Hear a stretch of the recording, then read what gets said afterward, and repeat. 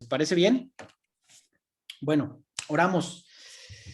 Nuestro buen Padre, gracias por este grupo precioso, sobre todo gracias por tu palabra, como decía Eduardo.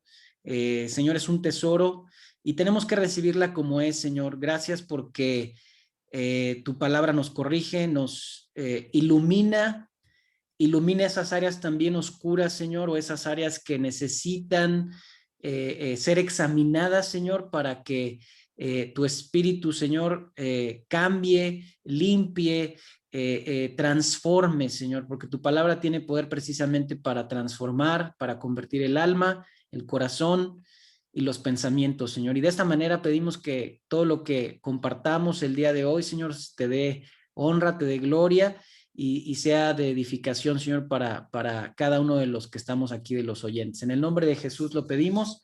Amén. Amén. Ese amén es de mi abuela. Mi abuela, bueno, es una buena referencia, una mujer de oración que me enseñó desde chiquito a leer la palabra y nos leía siendo aún muy, muy chicos.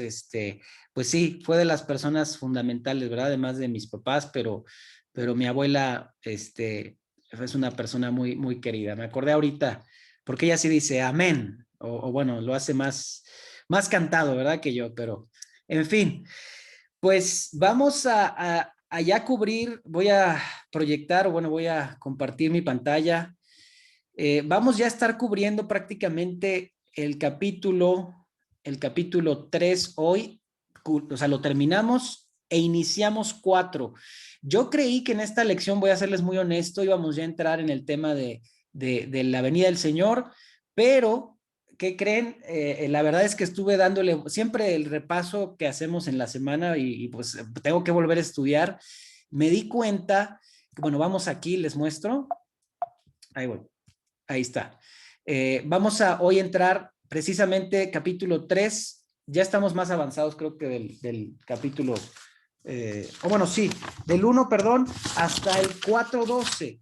Y me llama la atención porque creo que lo que nos tenemos que detener a ver el día de hoy es, creo que es algo que Dios expone pues para nuestra vida y sobre todo para entender el libro o la carta de los tesalonicenses, porque, bueno, vamos a ver de qué se trata. Ya vimos, según este bosquejo, voy a mostrarles los 3 bosquejos, solamente quiero que veamos dónde están o dónde vamos y cuál va a ser el tema del día de hoy.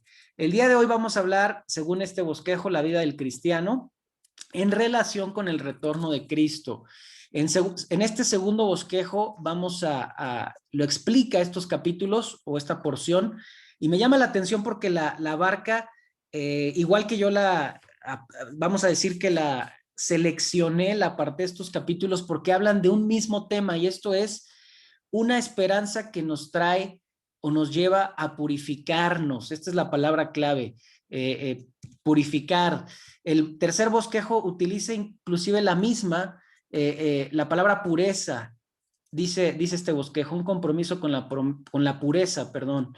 Ahora, creo yo que el tema, según vamos a ver al final, tiene que ver con, perdón, ¿dónde está? Me lo brinqué. Aquí está. Una vida santa. Una vida santa. Tenemos que entender que todo el libro de Tesalonicenses, bueno, prácticamente toda la teología y la doctrina, más bien la doctrina, la enseñanza de Pablo es una doctrina que habla de una vida en Cristo, que vive, camina y, ¿verdad?, practica la vida unida a Él. Les quiero hacer una pregunta así rapidísimo, a ver, no, otra vez, no hay respuestas incorrectas. Con toda confianza abran su micrófono. ¿Cristo murió para redimir nuestra alma o nuestro cuerpo? ¿Quién quiere responder rápidamente a esta pregunta? 2 personas o 3. Vamos. 2 o 3. Alma. Bien. Ok, Nuestra ¿alguien alma. más? Alma. Muy bien. Nuestra alma. Muy bien, pero todos están en lo equivocado. Muy bien que hayan contestado con ese entusiasmo, pero precisamente yo espero que al final de esta reunión, fíjense, bueno, es un tema, la verdad, bien apasionante. En verdad le pido a Dios que me emociona mucho empezar a hablar del tema, porque conforme lo iba preparando, yo veía la claridad en esto. Y entendamos que cuando Cristo venga, no solamente va a resucitar el alma, porque el alma ya está con el Señor en el momento que los que mueren, ¿verdad? En Cristo están con el Señor, pero lo que va a resucitar es el cuerpo. Entonces, lo que Cristo redimió, aquí está la respuesta, según 1 Corintios capítulo 6, dice, el cuerpo fue creado para el Señor, y claro, por el Señor, así es que a Él le importa, según la Nueva Traducción, y Dios nos lo levantará, o bueno, Dios levantará el cuerpo con su poder, tal como levantó de los muertos a Jesús. Esto es vital. Cristo no solamente vino a redimir el alma.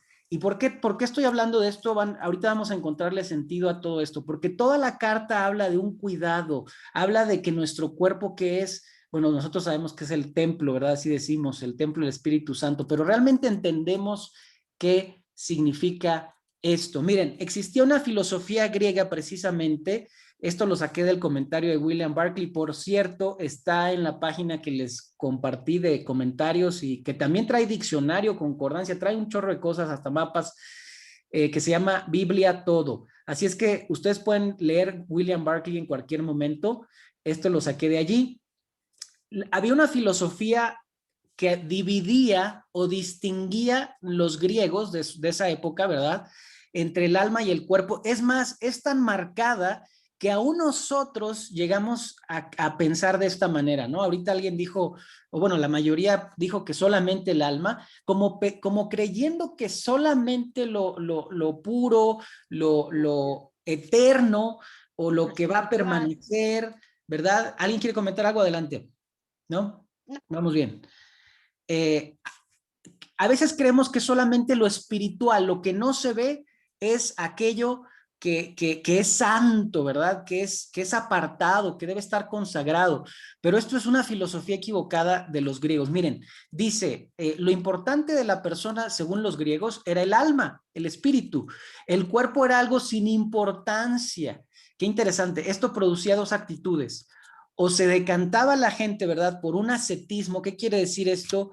Que esto de hecho hasta se practicó en algunos siglos de la iglesia cristiana o católica, si le quieren llamar, este grupo de monjes que se flagelaban, bueno, estoy hablando en el contexto, ¿verdad?, católico, cristiano, pero bueno, el ascetismo es esto, darle un trato riguroso, someter, dañar, flagelar, golpear el cuerpo, ¿verdad? Para sentirse, supongo, o bueno, sentir que lo estamos controlando y dominando, en fin. Eso no enseña la Biblia, el cuerpo tiene un lugar importante, obviamente, según la palabra. Ahora, lo que estaba sucediendo en Corinto, dice ahí, es que era el otro extremo, o lo flagelaban o lo lastimaban, o simplemente se daban gusto, ¿verdad?, a los placeres. Lo que sucedía en Corintio era que se podía hacer lo que se quisiera con el cuerpo, al fin, que permanecía era el espíritu. Es decir, mientras yo no contaminara, ¿verdad?, el espíritu, mi espíritu, todo estaba bien, pero podía hacer yo con mi cuerpo lo que quisiera. Eso tampoco enseña la Biblia, lo vamos a ver a continuación. Entonces, bueno, la respuesta es Cristo, por supuesto que nos redimió, perdón, de manera íntegra, porque Cristo, o bueno, Dios nos creó espíritu, alma, cuerpo. Somos un ser integral, lo vamos a ver en un momento. Dice 1 Corintios también, es Pablo, no se dan cuenta de que sus cuerpos en realidad son miembros de Cristo. Esto es muy valioso y lo vamos a entender según Tesalonicenses, la importancia de el cuerpo y de la santidad en todo aspecto de nuestra persona. Bueno, ¿qué dice Colosenses? Alguien que quiera abrir ahí su micrófono y leer Colosenses 1:22, está en la pantalla, está en su monitor ahí. Dice, pero ahora Dios, a fin de presentarnos santos, intachables e irreprochables delante de Él, los ha reconciliado en el cuerpo mortal de Cristo mediante su muerte. Si solo Cristo hubiera venido a redimir o salvar nuestra alma, solamente el alma, es decir, lo espiritual, ¿verdad? Sin el cuerpo, él pudo haber entregado su espíritu nada más, o su alma. Digo, estoy hablando en términos hipotéticos, esto no existe, solamente digo que ¿qué entregó Cristo? Su cuerpo. Cristo entregó toda su vida, entregó su alma, su ser, murió, es decir, tuvo que entregar el cuerpo para redimirnos a nosotros en nuestros cuerpos, ¿verdad? Por eso dice ahí, Él nos santificó, nos preparó a través de su sacrificio, a través de la entrega del cuerpo mismo, ¿verdad? Esto es algo poderosísimo. Vamos a hablar entonces, sobre todo de la porción, creo yo, más poderosa.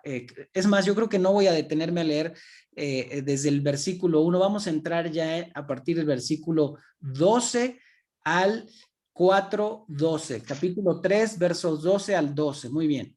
Ahora, quiero hacer un recorrido rápido. ¿Se acuerdan que yo les decía que tuvieran su copia o su material para irlo rayando?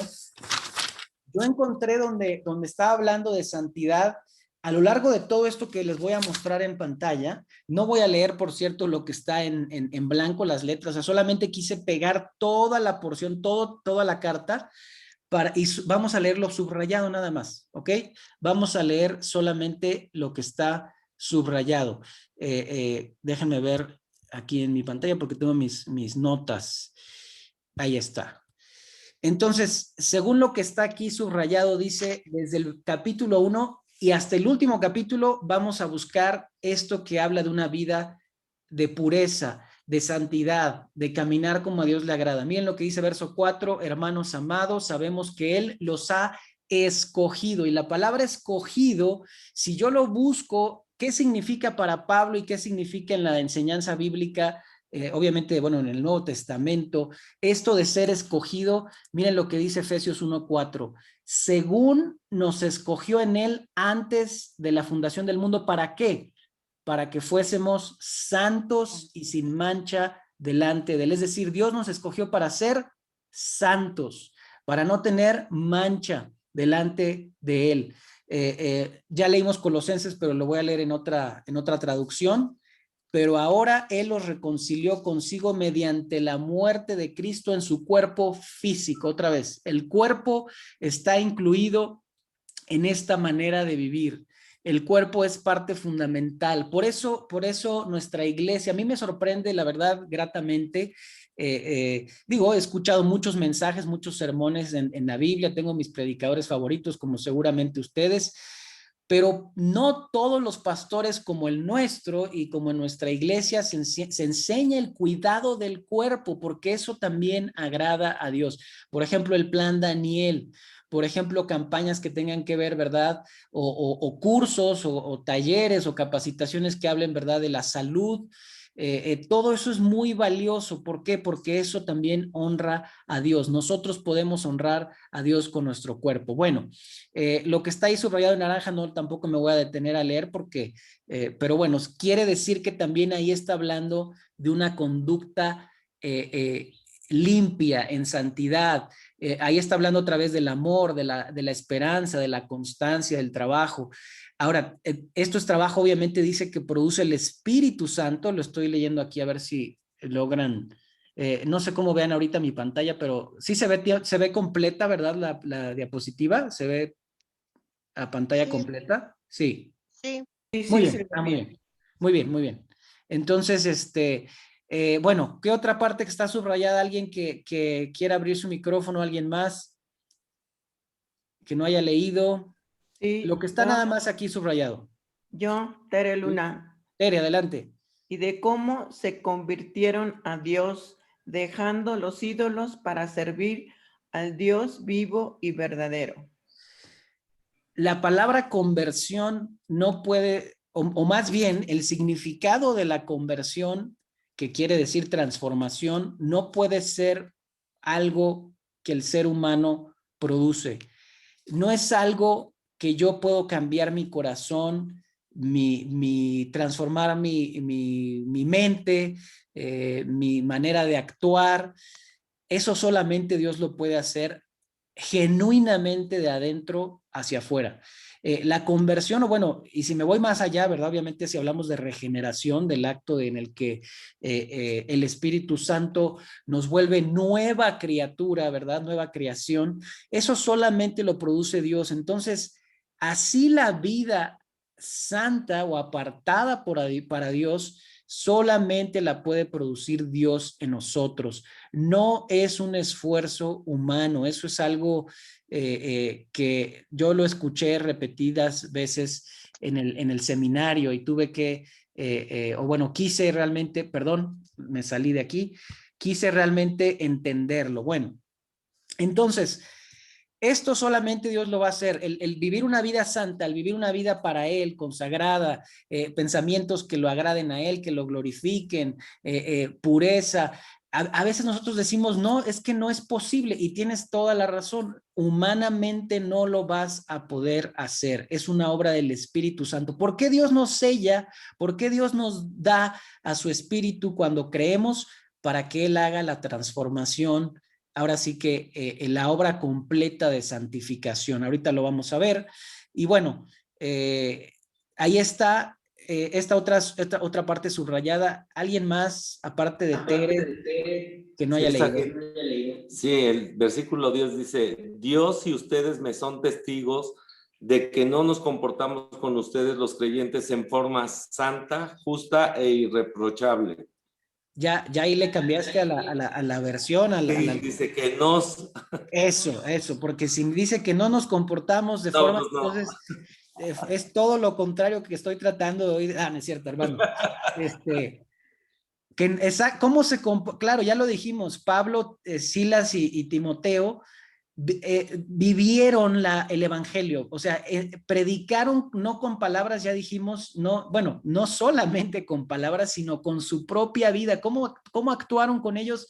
Fíjense las palabras, de forma santa.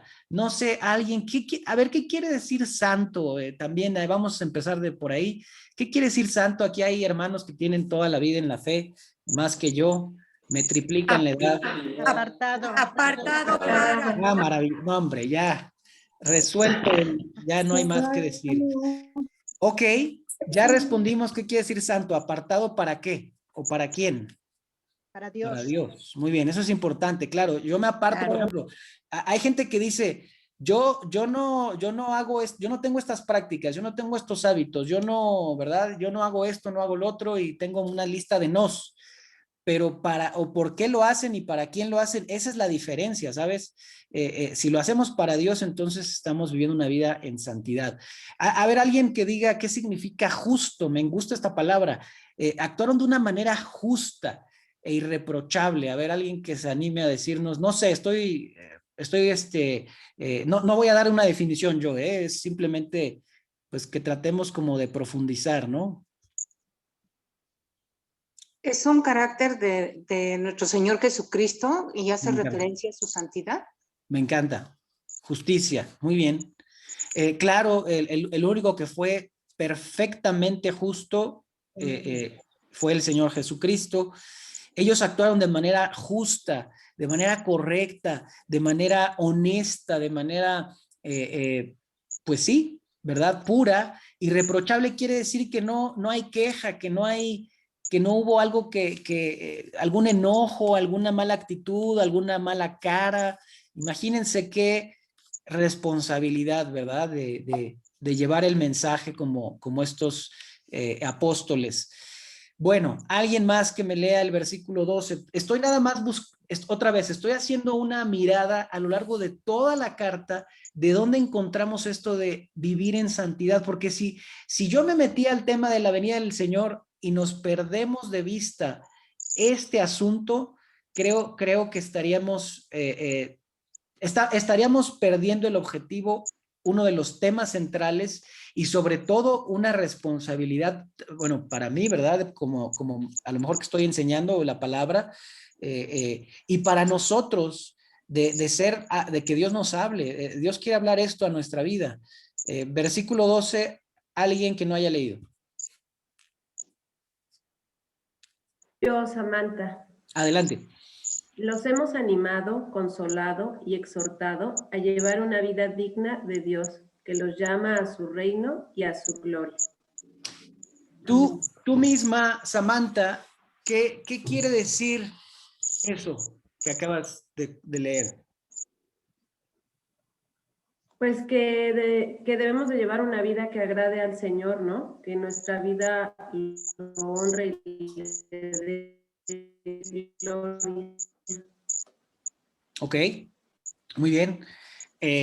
Aquí yo encuentro algunos pasajes que refuerzan esto de, ¿qué es eso de cuál sería una vida digna? Bueno, dice Efesios 4, 1 al 3, es el mismo apóstol, ¿verdad? Pablo, les ruego que vivan de una manera digna del llamamiento que han recibido, siempre humildes, amables, pacientes. Luego dice, esfuércense por mantener la unidad del espíritu mediante el vínculo de la paz.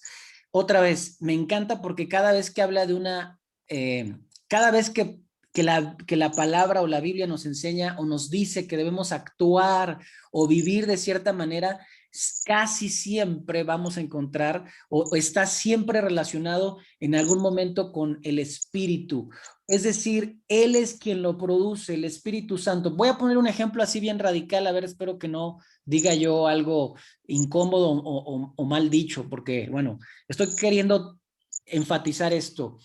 Hay personas que después de haber sufrido un abuso, o bueno, vamos a decir, yo he escuchado historias, digo, y salen en las noticias a veces, ¿no? Que alguien roba la vida, mata no sé, al hijo, sí, al hijo, a la hija de alguien, ¿verdad? Y la forma, o sea, hemos escuchado estos testimonios y que ese padre, esa persona a la que le quitaron a un ser amado, puede ir y puede perdonar a alguien que hizo lo más terrible para su vida. Y nosotros diríamos, ¿verdad? Yo diría, ¿cómo eso puede ser? ¿Cómo puede suceder?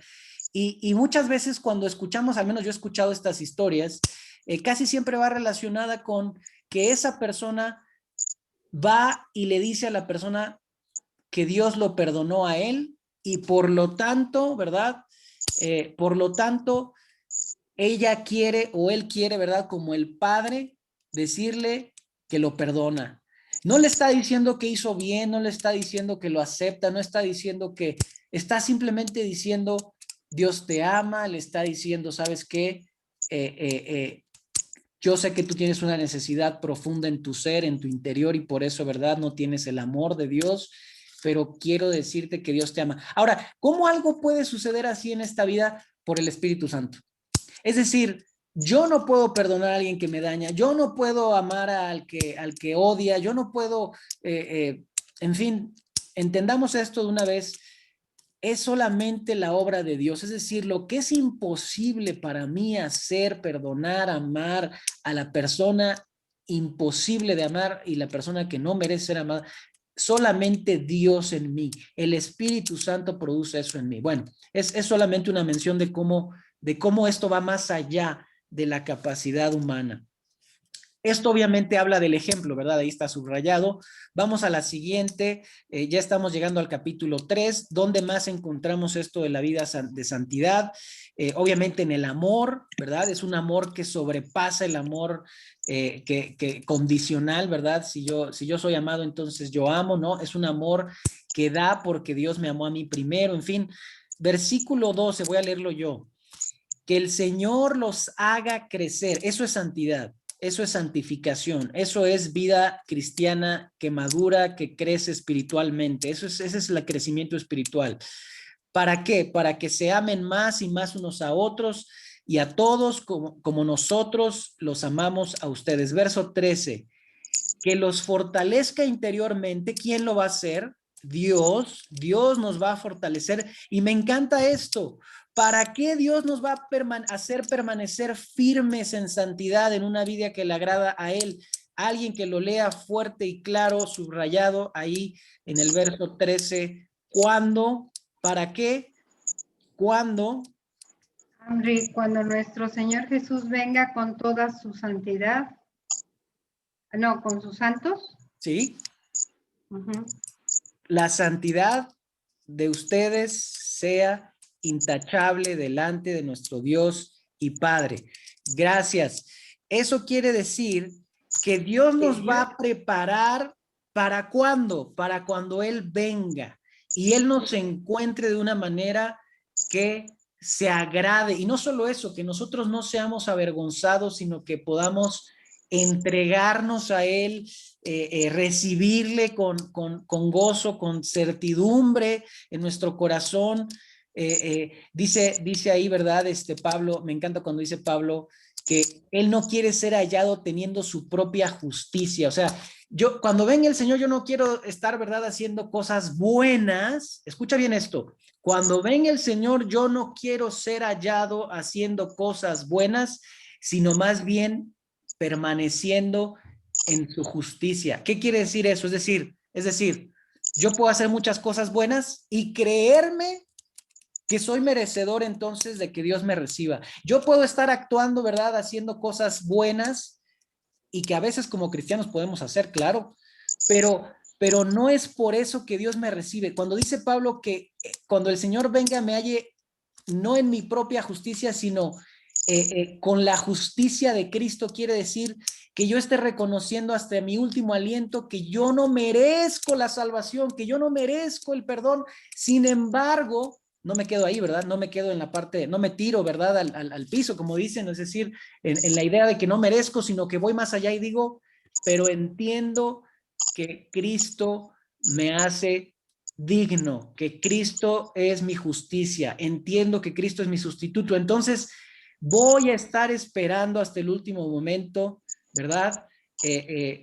Confiado que Dios me va a recibir porque estoy confiando en Cristo nada más. No estoy confiando en mí, no estoy confiando en mis buenas obras, no estoy confiando en que voy a agradar a Dios y voy a entrar a su presencia por algo bueno que yo haya hecho, sino porque Cristo en mí, hasta el último momento, hasta mi último aliento, hasta que el Señor venga, me va a ver y me va a encontrar confiando en la justicia, en la obra de Cristo y dando gracias, es decir, por la obra de la cruz. Gracias porque cada día tenemos libertad, en fin, ¿por qué? Porque Cristo murió, tengo libertad, porque Cristo dio su vida por mí, entonces puedo vivir en santidad, puedo agradarle, puedo acercarme a Él, ¿verdad? Nunca por nuestros propios méritos. Importante todo esto. Bueno, Dios nos debe de fortalecer interiormente para cuando Él venga. Muy bien, la santidad otra vez va a ser clara delante de nuestro Dios y Padre. Existen dos significados, y yo esto sé que ya muchos lo saben, pero lo voy a graficar para que se me gusta ilustrar. Entonces, esta gráfica la hice yo sobre la santidad posicional, es decir, somos santos, pero también existe la palabra nos invita a que seamos santos cada día en nuestra manera de vivir. Entonces, ¿cómo que si ya soy santo? Es decir, si ya Cristo murió por mí, soy santo, pero debo vivir de manera santa, ¿verdad? Todos los días. Bueno, cuando tú y yo creímos por medio de la fe y recibimos a Cristo, Dios nos declaró santos. En otras palabras, nos declaró justos. Esto tiene que ver totalmente con el tema de la justificación. Tú creíste que Dios entregó a su Hijo y que vino al mundo para morir por tus pecados, entonces Dios te declara justo. Esto es lo mismo que santo. Somos santos posicionalmente, es decir, nadie puede quitarnos de esa posición. Cada vez que Dios nos mira, ve a Cristo, ve la sangre, ve el sacrificio del Hijo y se agrada y nos llama santos. No porque no pequemos o porque seamos perfectos de ninguna manera, sino porque creímos en el único y perfecto sacrificio que es Cristo. Por eso somos santos. Ahora esto sucede una vez declarado santo, el día que tú pusiste tu fe en Dios. Ahora viene la segunda parte, la santidad progresiva, ¿verdad? Algunos le llaman la santificación. Es una obra, ¿verdad?, que el creyente tiene que ir creciendo y madurando, aprendiendo, caminando con el Señor cada día, dependiendo del Espíritu para vivir. Y eso va a ser desde el día que creí, soy santo, pero de ahora en adelante tengo que aprender y caminar y seguir creyendo lo mismo que creí, ¿verdad?, desde el principio, y obviamente crecer en el conocimiento del Señor Jesucristo. Es decir, todo creyente debe seguir aprendiendo, ir dominando, no solamente la palabra, la Biblia, claro que sí me refiero a eso, pero hablo de practicando, apropiando la Biblia. No se trata de cuánto quizá conoces o cuánto sabes de la Biblia, sino cuánto la vives y la practicas. Eso es santidad, eso es crecer en la santidad, y eso es la santificación progresiva, distinta a la santidad posicional. Son dos realidades, son dos cosas correctas. Y bueno, cada vez que tú leas en la Biblia o en los Salmos, los justos, yo antes cuando leía los justos, hablaba del justo, ¿verdad?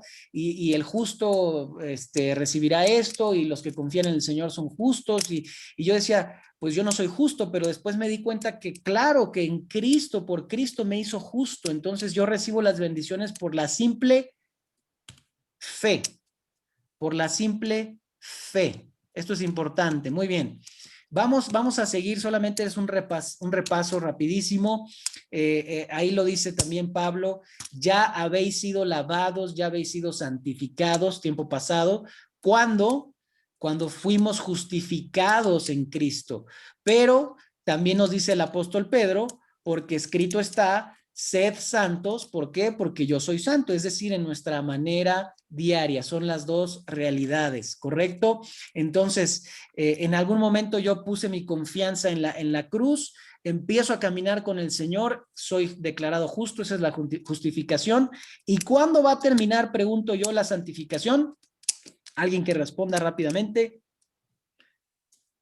Hasta que Hasta que el Señor venga. Amén, amén, hasta que el Señor venga por nosotros o vayamos a su presencia, lo que suceda antes.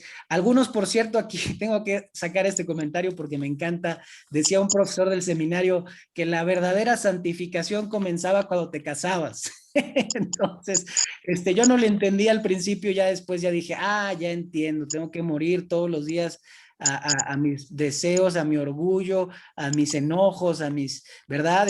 La verdadera santificación comienza el día que te casas. Yo sé que hay solteros acá, así es que piénsenle bien si quieren pasar por ese proceso de purificación. Muy bien.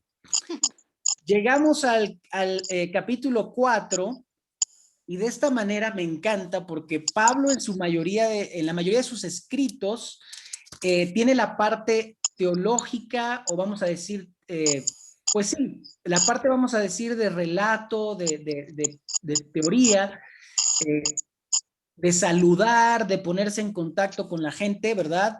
Y de pronto entra ya a la parte práctica, a la parte, ya no va a ser teoría, ahora te voy a pedir, es decir, si hemos entendido y si estamos de acuerdo en lo primero, ¿verdad? Por ejemplo, Efesios son 6 capítulos, los primeros 3 son todo lo que Dios hizo por nosotros, y a partir del 4 al 6 es lo que yo como creyente tengo que responder a la gracia de Dios, ¿verdad?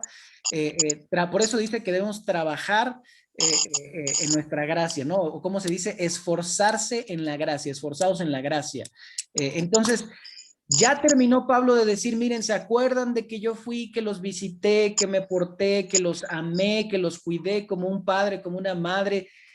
Bueno, entonces, ahora con toda la autoridad, bueno, siempre Pablo tuvo la autoridad, pero viene el momento en el que dice la palabra clave, por lo demás, o por lo anterior, o si hay algún consuelo de verdad, como dice ahí también en Efesios, o como dice en Filipenses, en fin, nos está llevando Pablo a la acción, nos está llevando a los mandamientos. Por eso todo esto está subrayado como una cuestión práctica, como una cuestión de vida. Acuérdense también que la santidad, yo antes comprendía, ¿verdad? Cuando más joven o conforme fui creciendo en la fe, yo entendía que santidad era dejar de hacer cosas. Es más, nuestro pastor ha predicado algunas veces de esto, ¿no? Varias veces. La famosa lista de no hacer. y por eso creemos que somos cristianos. La realidad es que no se trata de eso, sino se trata de que primero que Dios me controle, ¿verdad? Que yo sea gobernado por el Espíritu de Dios, pero también significa que debo actuar, no significa dejar de hacer solamente cosas, sino significa que debo empezar a vivir como a Dios le agrada, ¿no? Entonces, entremos en la lectura sin más preámbulo. Voy a silenciar porque tengo ahí un microfonillo haciendo ruido. Listo, no pasa nada. Ahorita pueden abrir su micrófono y participar. Vamos a leer. Por lo demás, hermanos, les pedimos encarecidamente en el nombre del Señor Jesús. Aquí está. Santificación. Sigan progresando en el modo de vivir que agrada a Dios, tal como lo aprendieron de quienes, de Pablo y de los apóstoles. De hecho, ya lo están practicando. Ustedes saben cuáles son las instrucciones que les dimos. Me encanta esto de quiénes vienen estos mandamientos y estas enseñanzas del Señor Jesús. Es decir, Pablo no enseñó otra cosa que lo que el Señor Jesús vino a enseñar. La voluntad de Dios, y aquí viene ya lo central y lo medular. ¿Por qué tiene relación la vida santa con el cuerpo? Tiene todo que ver. No solamente somos santos, ¿verdad? En los pensamientos, pero si nuestra mente, nuestro corazón no está limpio, nuestras acciones, nuestras palabras, nuestro cuerpo no va a estar limpio. Es muy sencillo. El Señor Jesús enseñó de dónde vienen los robos, los homicidios, la fornicación, los adulterios, del corazón.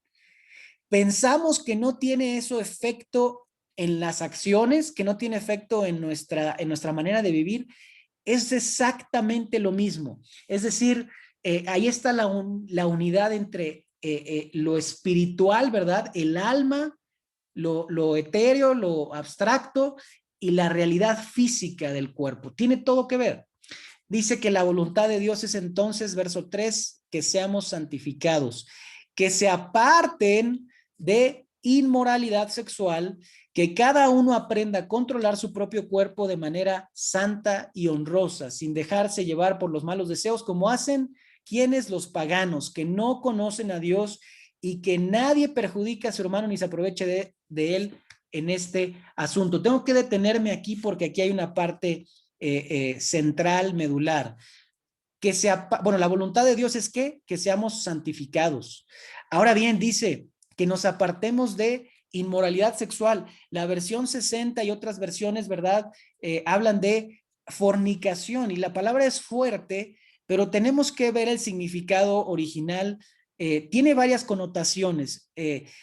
La palabra griega viene de la palabra porneio, o de ahí viene la palabra, por cierto, pornografía, pero no es solamente una cuestión, otra vez, abstracta, sino es una práctica, es un hábito que deshonra, que está contrario a lo que agrada y al corazón de Dios.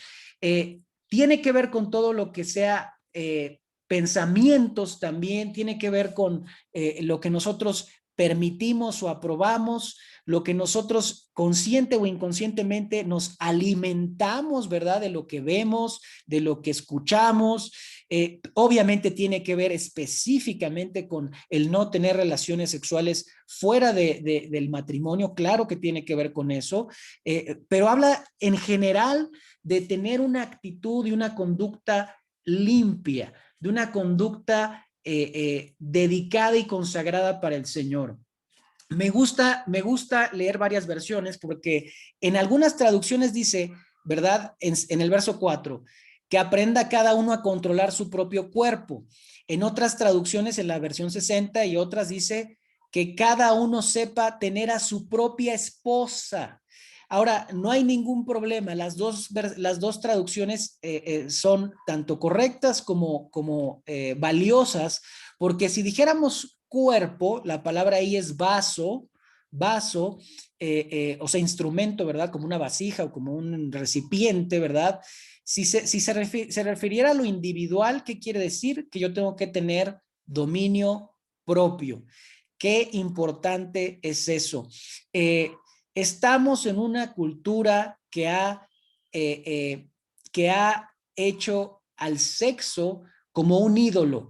lo malo el problema de que la cultura y de que el mundo idolatre, haya hecho el sexo como un ídolo, el problema es que ha desvirtuado el regalo del sexo como Dios lo creó. Todo lo que hace el enemigo es desvirtuar, cambiar el propósito, alejar del original, ¿verdad? Contaminar la intención con la que Dios nos dio algo que es bueno en sí, otra vez, es bueno en sí, pero lo cambiamos por una conducta desordenada, lo cambiamos por un uso indebido, por eso se dice, por eso se llama inmoralidad sexual. Si simplemente dijera la palabra que se aparten de tener relaciones sexuales, pues eso no dice la Biblia, al contrario, Pablo dice que tengamos esa relación con la esposa y que debemos de tener ese amor y hacerlo en santidad y que debemos, ¿verdad?, tener esa comunión espiritual que Dios regaló en el ámbito del matrimonio. Ese es un punto de partida, ¿de acuerdo? Pero otra vez, este es un mensaje para cualquier tipo de creyente. No importa si estás soltero, si estás casado, la lucha más grande que tiene, pues sí, la mayoría de los creyentes va a ser en esta área. ¿Por qué? ¿Por qué? Porque otra vez, Satanás ha utilizado algo creado por Dios y lo ha desvirtuado. Ahora, claro, aquí hay una influencia importante de lo que dice Pablo, porque él estaba viendo lo que sucedía, bueno, más bien él vivía en medio de una cultura, estaba en Corinto, que sabemos que Corinto era un verdadero, bueno, pues era simplemente un lugar en el que la fornicación y los actos inmorales se practicaban no solamente abiertamente, sino de manera religiosa. Es decir, existía dentro del culto, ¿verdad? O de las adoraciones a los dioses griegos y paganos, en fin, existía el acto sexual. Entonces, eso era, para mucho de la cultura griega o romana, era totalmente normal. No solamente había normalizado la inmoralidad, sino que además practicaban, ¿verdad?, el que el esposo podía tener varias parejas o podía buscar cubrir esta área de su vida fuera del matrimonio, ¿no? Fuera de la pareja. Entonces, de aquí todo esto tiene mucho significado, tiene mucho contexto, en fin, creo que tenía que ahondar un poco sobre esto, esto es valioso, porque bueno, no solamente, repito, de manera individual me va a enseñar a agradar a Dios con mi cuerpo, y ahorita vamos a ver qué tiene que ver el cuerpo con todo esto, con la vida santa y con el que el Señor va a regresar, ahorita lo vamos a ver, porque miren, dice allí, sin dejarse llevar por los malos deseos, como hacen los paganos que no conocen a Dios, y bueno, que nadie perjudique a su hermano ni se aproveche de él en este asunto, ya lo leímos. Otra vez, sí tiene que ver con la relación exclusiva, única de la pareja. La traducción más apropiada, como dice, lo voy a leer aquí en otra, favorece, perdón, la traducción que favorece esta lectura, lo vemos en Pablo en otro lugar. Déjenme leerles lo que dice Pablo. Aquí está en 1 Corintios 7:2. Vaso es la misma palabra que cuerpo y lo traduce en el mismo idioma en otro pasaje. Miren lo que dice 1 Corintios 7:2. Sin embargo, dado que hay tanta inmoralidad sexual, cada hombre debe tener su propia esposa. Y ahí la palabra esposa es la misma traducción que cuerpo. Y cada mujer su propio marido, ¿correcto? Ese es lo que quería yo enfatizar. Entonces, aplica para todo creyente. Viene una amonestación o una advertencia. No puede haber cosa más triste, más dolorosa, más bien terrible, vergonzosa, más, pues sí, terrible es la palabra, que un creyente que se aproveche o que busque seducir, esa es la palabra, tal cual, literalmente, lo vamos a ver según el audio con el maestro Vernon Magui.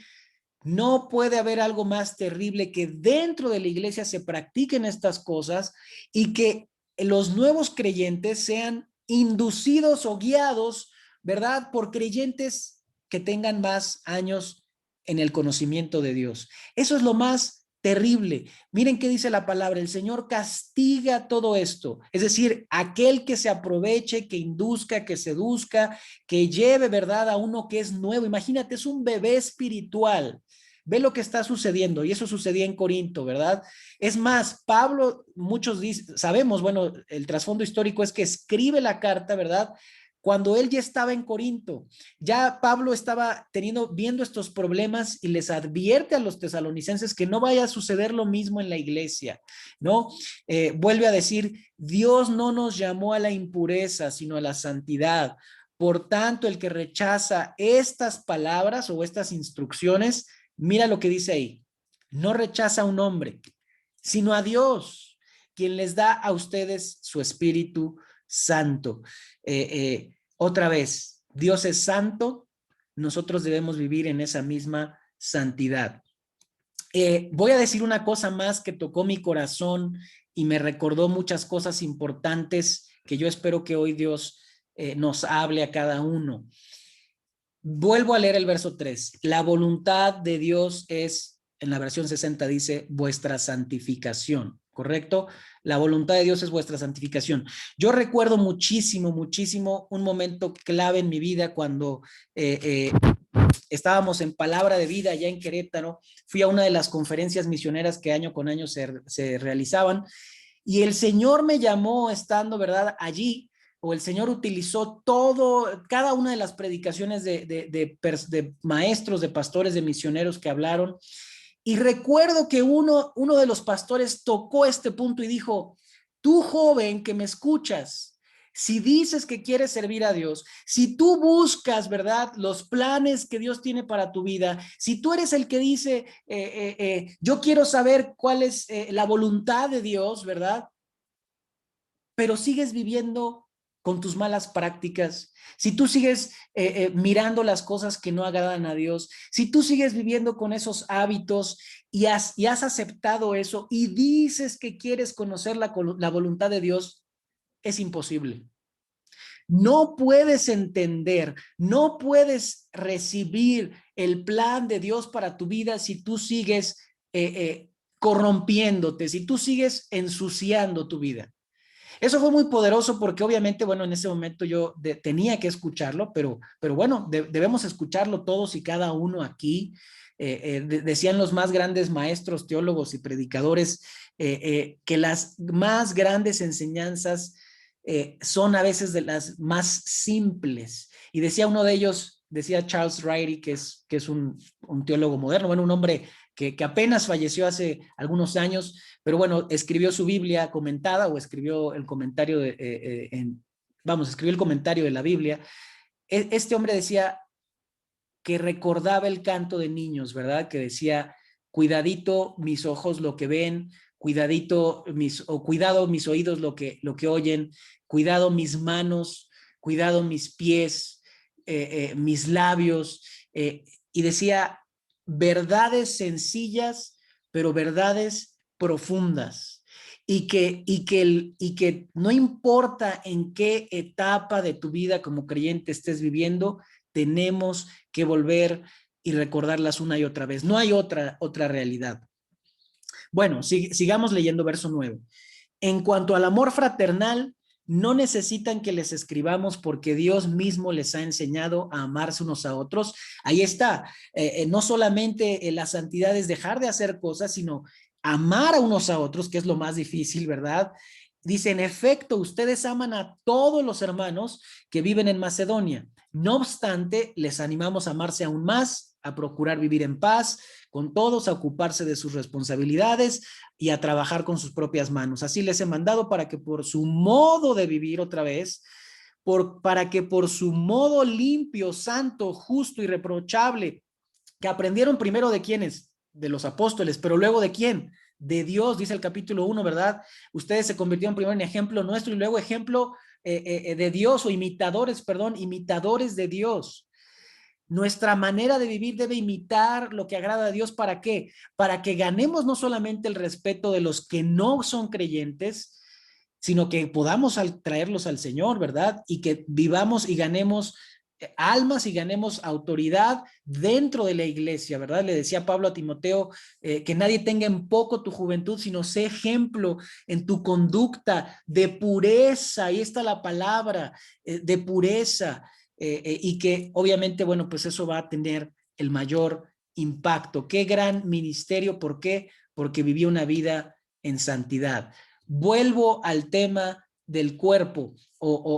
Pablo le está diciendo a los corintios, el cuerpo no es para la inmoralidad, sino para el Señor, y el Señor es para el cuerpo. Huyan de la inmoralidad. Fíjense qué fuertes palabras. Todos los demás pecados que una persona comete quedan fuera del cuerpo o fuera de su cuerpo, pero el que comete inmoralidades peca contra su propio cuerpo. ¿Acaso no saben? A ver, vamos a ver aquí. Esto está hablando de que es un pecado distinto, es un pecado que trae un daño a nuestro propio cuerpo. Y luego dice, ¿acaso no saben que su cuerpo es templo del Espíritu Santo, quien está en ustedes y al que han recibido de parte de Dios? Me encanta esto otra vez. Ustedes no son sus propios dueños. Ah, caray. ¿Qué quiere decir eso?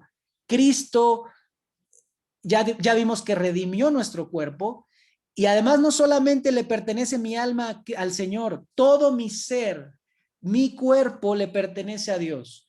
Me encanta esto. No, mi cuerpo ya no me pertenece, ahora le pertenece a Dios. ¿Por qué? Porque fuimos comprados por un precio, y un precio muy alto.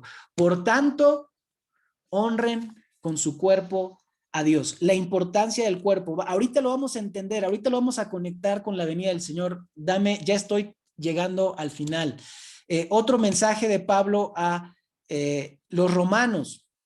No ofrezcan los miembros de su cuerpo al pecado, ¿verdad? Es decir, el creyente todavía podría estar entregando, ¿verdad? A ver, yo lo dije esto en mi clase de bautismo y con toda la... sabiendo lo que representaba decir una cosa como la que voy a decir ahora, lo he dicho, de hecho lo he predicado, lo he dicho en algún mensaje y consciente de lo que estoy diciendo. El cristiano es el único que puede decidir pecar o no pecar. Repito, el cristiano es el único que puede decidir pecar conscientemente o decidir, por decirlo de esta manera, ¿verdad? No hacerlo. Escucha bien eso. Eso lo dice la Biblia. Yo lo encuentro a lo largo de la doctrina, lo encuentro en la palabra. El creyente puede vestirse, el creyente puede vivir en la carne, el creyente puede tener prácticas, a lo mejor no significa, no, el creyente no va a estar constantemente apartado de Dios haciendo lo que le place. No significa eso. Estoy diciendo que el creyente va a fallar, que el creyente puede tomar la decisión de hacer lo incorrecto muchas veces.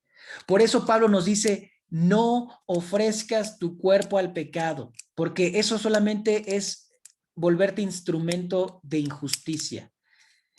Por eso le dice a la iglesia, esto es un mensaje a la iglesia, ofrézcanse más bien a Dios como quienes han vuelto de la muerte a la vida y presenten sus miembros, los miembros del cuerpo, como instrumentos de justicia. Esto te debe sonar completamente como Romanos 12:1, me lo sé en la versión 60. Así que, hermanos, ruego por las misericordias de Jesucristo que presenten vuestros cuerpos en sacrificio vivo, santo y agradable a Dios. ¿Con qué adoras a Dios? ¿Solamente con el alma y con el espíritu? ¿Qué dice ahí? Les ruego que cada uno de ustedes en adoración espiritual ofrezca su cuerpo como sacrificio vivo, santo y agradable a Dios. Qué poderoso mensaje de Pablo. ¿Qué le dice Pablo a Timoteo? Alguien que me ayude a leer porque me estoy apasionando mucho. Alguien abra su micrófono, ahí está ya la diapositiva que necesitamos leer. Pablo a Timoteo, estamos ya llegando al final. El fundamento.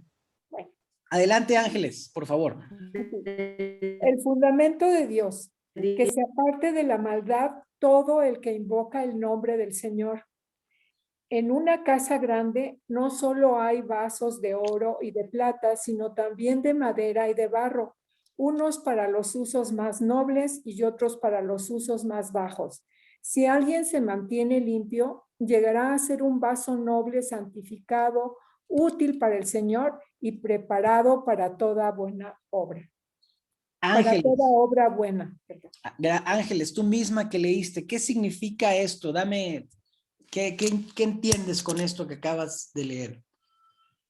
Pues que nosotros tomamos la decisión de poder ser utilizados de una manera noble o de Sí, instintos sí. bajos, según como nosotros queramos ser, si queremos agradar y ser útiles al Señor y Absolutamente, estar listos para hacer una buena obra. absolutamente correcto, Ángeles.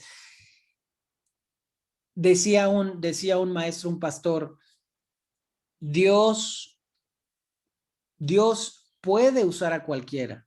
Dios quiere usar a cualquiera, pero Dios no va a usar a cualquiera. Es decir, Dios puede usar a cualquier persona, claro que sí, pero Dios no va a usar una persona que no está en santidad. Eso es muy poderoso porque no importa qué clase de vaso tú seas o qué tipo de, ¿verdad?, de instrumento tú seas. Si eres de barro, dicen por ahí, Dios usa vasos de plástico, Dios usa vasos de barro, de madera, de cristal, pero ¿sabes cuáles no usa? Dios no usa vasos sucios.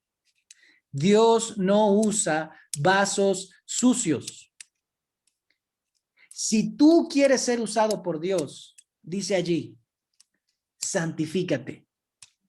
Que se aparte de fornicación, de inmoralidad, de adulterio, de prostitución, de perversión, de corrupción, de inmoralidad otra vez, todo el que quiera invocar el nombre de Dios. Y entonces, dice al final, seremos útiles y preparados para toda buena obra. No sé cuántos lo creen. Amén. Termino con esto. Todo nuestro ser, Cristo lo compró. Eso es maravilloso. Eso es hermoso. Mira, este es el pasaje más importante que a lo mejor voy a dar en, no sé si en esta clase o en todo el curso, pero al menos de esta clase es el pasaje más poderoso, más importante. Está en Tesalonicenses precisamente en el capítulo 5 y dice que Dios mismo, el Dios de paz, los santifique por completo y conserve ¿qué? Todo su ser, espíritu, alma y cuerpo, irreprochable para la venida de nuestro Señor Jesucristo. ¿Quién lo va a hacer? Verso 24. El que los llama es fiel y así también lo hará, ¿verdad? Fiel es el que os llama y así también lo hará, dice la versión 60, pero mira lo que dice el verso 23.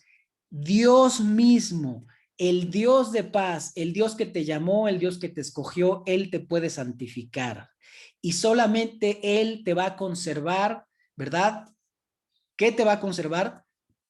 Todo todo tu ser, ¿verdad? Aquí entran discusiones torpes y tontas acerca de que si el ser humano es bipartita o tripartita, y entonces según los griegos, o bueno, según ciertos creyentes en la antigüedad, decían que era simplemente cuerpo y alma, pero no, dicen que somos tripartitas, o sea que estamos conformados en tres partes, que son espíritu, alma y cuerpo, y entonces dicen que Pablo estaba en lo correcto porque Pablo es tripartita. No importa eso, bueno, yo le puedo llamar espíritu y alma lo mismo, alma y espíritu, bueno, algunos dicen que es lo mismo, otros dicen que no, no importa, si fuéramos cuatro partes, si fuéramos cinco o solo una, estamos completos en Cristo. Cristo nos conserva y nos santifica completos, espíritu, alma y cuerpo. Llego al punto al que quería llegar. Dios va a resucitar nuestros cuerpos. Esto es Maravilloso. Mira lo que dice, solamente voy a leer lo que está subrayado. Así también, dice, hermanos, no queremos que ignoren lo que va a pasar con los que han muerto, acaso, para que no se entristezcan, ¿verdad? Dice, ¿acaso no creemos que Jesús murió y resucitó? ¿Resucitó solo el alma? No, resucitó su cuerpo. Así también Dios resucitará con Jesús a los que han muerto en unión con él. Cuando él venga, va a traer, ¿verdad? El alma, el espíritu a los cuerpos. Y tú dirás, pero ¿qué pasa, mi hermano, si mi familiar, mi amigo, mi primo no fue enterrado, fue cremado, fue lanzado al mar, fue descuartizado, fue perdido, no está encontrado su cuerpo, se lo comieron los perros? No importa, el polvo dice que levantará, ¿verdad? El polvo. Dios va a juntar, si Dios tiene poder para crear vida, no tiene ningún problema para traer de la tierra, del polvo, el cuerpo que tuviste en vida para unirlo con tu alma. Y entonces vamos a recibir los cuerpos. Aún los que están el día de hoy en la presencia de Dios en el cielo no tienen cuerpos glorificados, porque hasta que Él venga, todos estaremos completos en Él, glorificados, unidos a nuestro cuerpo, como el cuerpo que Él tiene, ¿verdad? Y va a ser algo grandioso, va a ser algo glorioso. Entonces, no solamente creemos en la resurrección del alma o que el alma va a Dios, sino creemos que Jesús va a levantar. Por eso dice que Él va a llamar y los sepulcros, ¿verdad? Las tumbas se van a abrir para que los cuerpos, ¿verdad? Vayan con Él, para que los muertos resuciten en cuerpo y alma. Esa va a ser la unión perfecta y entonces vamos a estar con el Señor. ¿Por qué es importante andar una vida en santidad en nuestro propio cuerpo? Porque el Señor va a resucitar nuestro cuerpo también. Porque todo nuestro ser tiene que honrar a Dios, toda nuestra alma, toda nuestra vida, nuestro cuerpo, nuestra mente, todo nuestro ser. Me encanta cómo cierra, bueno, dice el capítulo 5, de hecho leí bien, capítulo 5, verso 4. Ustedes, hermanos, no están en la oscuridad, para que ese día les sorprenda como un ladrón. Lo vamos a ver más adelante, me estoy adelantando. Solamente quiero que sepas que si tú eres un hijo de luz, es porque estás caminando en la luz. ¿Cómo debemos vivir? Es la pregunta. Todos ustedes son hijos de la luz y del día. No somos de la noche ni de la oscuridad. No debemos pues dormirnos como los demás, sino mantenernos alerta y en nuestro sano juicio. En otras palabras, viviendo y caminando como a Dios le agrada. Verso 8, nosotros que somos del día, por el contrario, estemos siempre en nuestro sano juicio, protegidos, y aquí viene otra gran enseñanza que la veremos más adelante, protegidos por la coraza de la fe y del amor. Ahí está la armadura de Dios en Tesalonicenses, no solamente está en Efesios, aquí aparece, y por el casco de la esperanza de la salvación. Muy bien. Ya sea que tú vivas o mueras, esto está extraordinario, estoy leyendo el verso 10, Cristo murió por nosotros para que ya sea que tú vivas o que mueras, ¿verdad? Estés con Él. Vivo, caminas con Él, y si mueres, estarás con Él también. Entonces, ya sea que yo esté aquí en esta tierra o esté allá con Él, estoy caminando unido a Él, estoy lleno de Él, estoy andando en su presencia, estoy viviendo una vida como a Él le agrada. Eso es santidad. ¿Por qué tomé tanto tiempo y por qué fui tan enfático con la lección de hoy? Porque el tema central, no sé si lo recuerden, de esta carta es: el regreso de Cristo nos consuela y motiva a una vida santa. Si algo aprendemos del curso de Tesalonicenses, no es si el Señor va a venir antes, después de la tribulación, no es en fin, no importan esas cuestiones por ahora. El regreso de Cristo nos anima, nos consuela, nos da esperanza y nos debe motivar a vivir una vida que le agrade a Él. Amén. Bien, ese es la lección de este día. Siendo la 1:47, nos extendimos solamente 17 minutos, ¿verdad? Contentos, ¿verdad? Contentos. Gracias por permanecer, mis hermanos. ¿Algún comentario así? Yo sé que ya el tiempo nos apremia, pero si hay algún comentario, podemos hacerlo o pueden escribirlo como gusten. A lo mejor podemos usar el chat. Yo estoy a lo largo de la semana pues también abierto, muy interesado en que pues que estemos escuchando, estemos meditando y que, bueno, Dios esté hablando, ¿verdad? Entonces, si tienen algún comentario también lo pueden hacer por ese medio, por el chat. Y bueno, no nos desesperemos, los temas que vienen son interesantes, tienen su grado de complejidad. Aún para mí, de hecho, la otra vez estuve enseñando un poco del tema de el regreso, de que, bueno, de los últimos acontecimientos, los sucesos finales, y hay muchas posturas, hay muchas ideas, y no quisiera obviamente que eso causara división. Yo les animo que oremos, que tengamos paz. Para mí es una fuerte responsabilidad, porque fui formado de una manera, ¿verdad? En mi seminario se me enseñó una manera en este tema, y el día de hoy, bueno, pues yo encuentro en la Biblia que dice que hay una sola venida del Señor, ¿verdad? Y si alguien dice, bueno, pues yo creo que van a ser en dos sucesos, y bueno, no pasa nada, el Señor va a venir igual, pero ¿cómo estás viviendo? Es decir, nos podemos perder en los otros temas, pero si esta lección no se graba en tu mente y en tu corazón, creo que perdimos el tiempo y perdimos el curso. Así es que yo nos animo a que guardemos las enseñanzas que Dios quiera para nosotros, que no sea mero conocimiento, que no sea solamente saber algo o discutir algo, ¿verdad? Porque también podemos discutir, al menos eso hacíamos mucho en el seminario, algunas materias era puro pleito y pura discusión de la Biblia, claro, una discusión sana, pero al final de cuentas, ¿cómo estás viviendo? Al final de cuentas, ¿cómo estás esperando el regreso del Señor? Espero que eso haga una diferencia, que esta lección haga una diferencia, porque lo hizo para mí, el estar meditando en esta semana. Si ya entrábamos de lleno al regreso de Cristo, o hablábamos de lo que Dios nos quiere enseñar a lo largo de toda la epístola, ¿verdad? Una vida santa. Oramos. Le voy a pedir a mi querido Moisés Sánchez, que nos despida en oración. Y otra vez, está el chat abierto, no este propiamente, sino el de WhatsApp.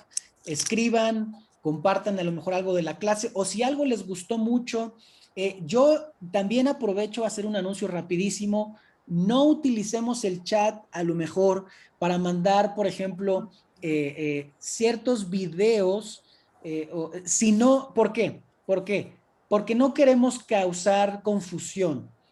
Hay materiales que están hechos por muy buenas iglesias o buenos maestros, pastores, y adelante, ¿verdad? Que podamos enriquecerlos y llenarnos de estos materiales. Pero también hay otros materiales que son sensacionalistas, que no tienen nada que ver quizá con la Biblia o muy poco que ver con la Biblia. Entonces, tratemos mejor de utilizar esto. Miren, la Biblia. Yo les animo otra vez, me estoy animando a mí mismo que utilicemos la Biblia para hablar de lo que va a suceder al final.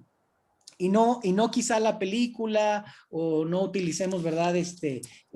Otra vez estos videos que dicen que el anticristo va a ser fulano de tal y estas cosas. No tiene caso. Y bueno, yo nada más pido eso. Mandemos mejor los textos, mandemos preguntas, mandemos a lo mejor algún comentario que escuchamos, ¿verdad? Y sobre eso podemos versar, ¿verdad? Podemos platicar aún más. Ahora sí, Moisés, gracias. Puedes despedirnos en oración. Sí, con todo gusto, hermano Sajid.